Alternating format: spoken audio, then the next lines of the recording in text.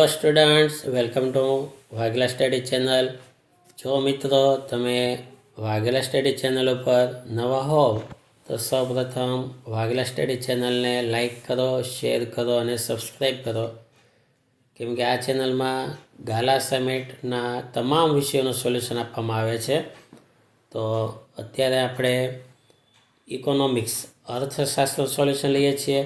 તેના અત્યાર સુધીમાં 5 પેપરોના સંપૂર્ણ વિડીયો મુકાઈ ગયા છે.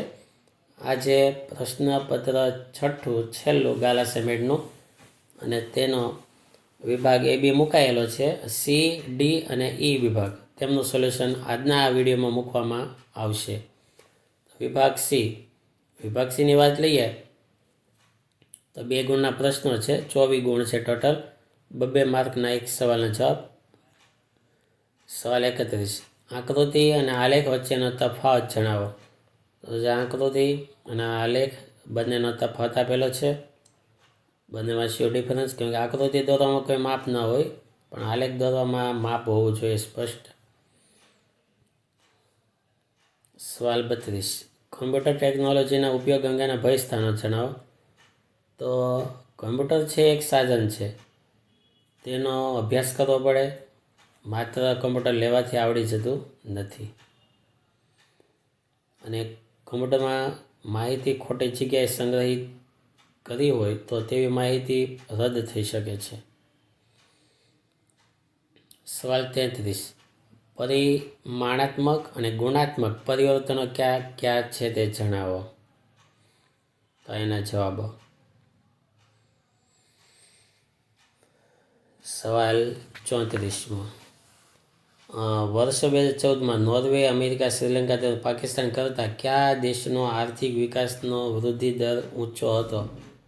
તો આ બધા કરતાં ભારતનો વૃદ્ધિ દર ઊંચો હતો. ચીનનો હતો ઊંચો. ભારત અને ચીન આ બંનેનો વૃદ્ધિ દર ઊંચો હતો. આ આપણે જોઈ શકીએ છીએ. સવાલ 35, ખૂબ વધુ નાણું ઓછી વસ્તુને પકડવા દોડે છે ત્યારે ફુગાવો સર્જાય છે, સમજાવો. મિત્રો, જવાબ પાકા કરો ને ત્યારે સામી અસાઇનમેન્ટ રાખવી, એટલે સવાલની ખબર પડે. તો આ 35મો જવાબ છે. વિભાગ સી, 35મો જવાબ. અસાઇનમેન્ટના સવાલ સામે રાખવા. સવાલ 36, નાણાંના વિનિમયના માધ્યમ તરીકેનું કાર્ય ઉદાહરણ સહિત સમજાવો. સવાલ 37, બેંક શબ્દનો ઉદ્ભવ શી રીતે થયો. સવાલ 38, બચત થાપણો એટલે શું અને રિકરિંગ થાપણો એટલે શું. સવાલ 39, ગરીબીનો આધુનિક અભિગમ સમજાવો.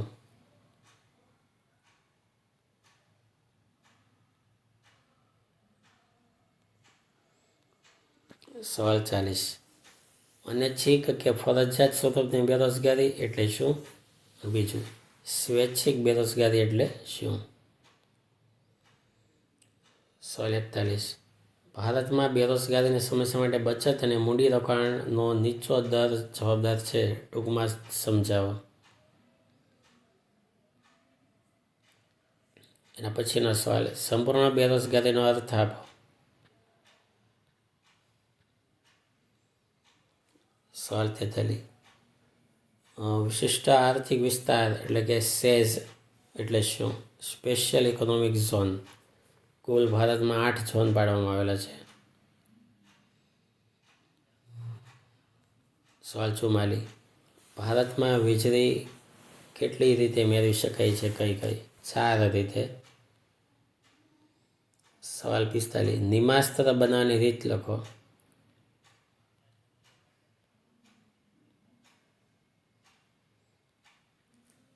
સવાલ 46, પાક સંરક્ષણ અને કૃષિ સંશોધન પર સંક્ષિપ્ત નોંધ લખો.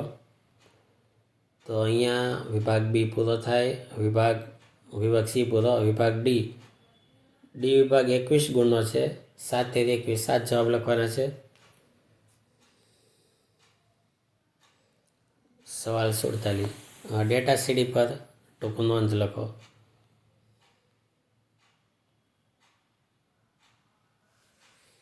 સવાલ 48. ભારતમાં વર્તમાનમાં વૃદ્ધિ થઈ રહી છે અથવા વિકાસ થઈ રહ્યો છે અથવા બંને થઈ રહ્યા છે?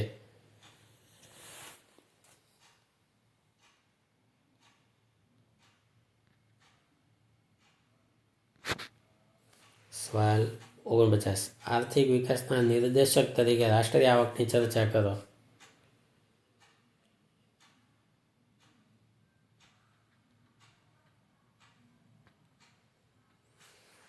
સવાલ 50. ગરીબીના અન્ય કારણો સમજાવો. તો ગરીબીના અન્ય કારણો યુદ્ધ, સંરક્ષણ ખર્ચમાં વધારો, ખામીયુક્ત નીતિ વગેરે. સવાલ 51. ભારતમાં ઉદ્ભવતી બેરોજગારીને કોઈ પણ 3 કારણો વિગતે સમજાવો. તો બેરોજગારીના કારણો.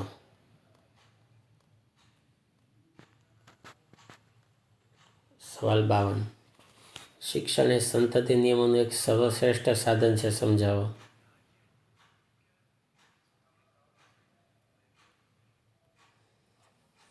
સવાલ 53.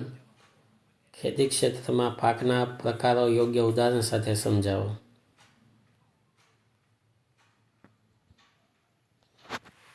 સવાલ 54. વિશ્વ વેપારમાં કે વિદેશ વેપારમાં ભારતનો હિસ્સો.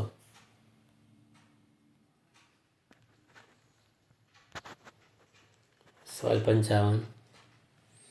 લેણદેણ તુલના ચાલુ ખાતા અને મૂડી ખાતાનો તફાવત સ્પષ્ટ કરો.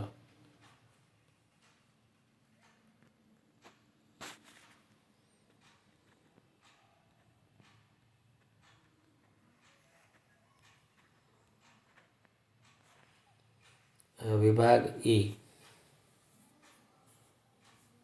તેમાં સવાલ 57. ફુગાવાની વ્યાખ્યા. ફુગાવાની વ્યાખ્યા અને ફુગાવાના લક્ષણો.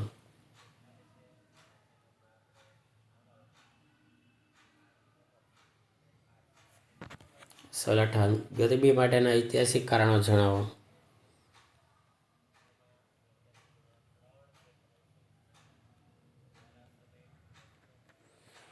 સવાલ 59. ગુજરાતમાં જાતિ પ્રમાણે પુરુષોએ સ્ત્રીઓની સંખ્યાની વિગતે ચર્ચા કરો.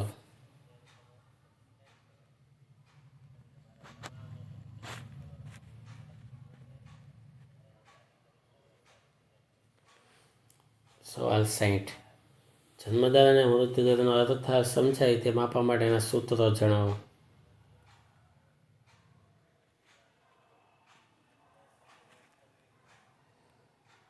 સવાલ 61. ભારતમાં કૃષિની વર્તમાન સ્થિતિની સમીક્ષા કરો.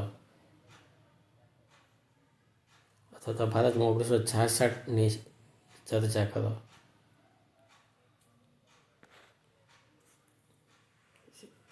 આ બધી એમાં જ છે. હજી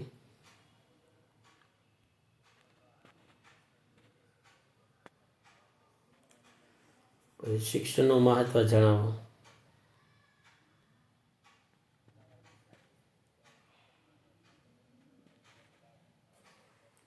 સવાલ 63. ભારતમાં સાક્ષરતાનું પ્રમાણ જણાવી આસપાસની સ્તંભાકૃતિમાં દર્શાવો.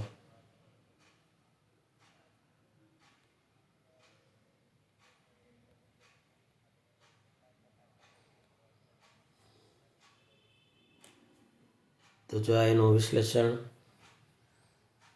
અને આ દોરવાનો છે ગ્રાફ. તે નીચે વર્ષ લખવા, સાક્ષર પ્રમાણે વાય અક્ષ ઉપર લખવું, ટકા દર્શાવવા.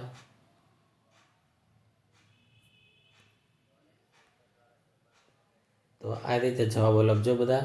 Thank you very much.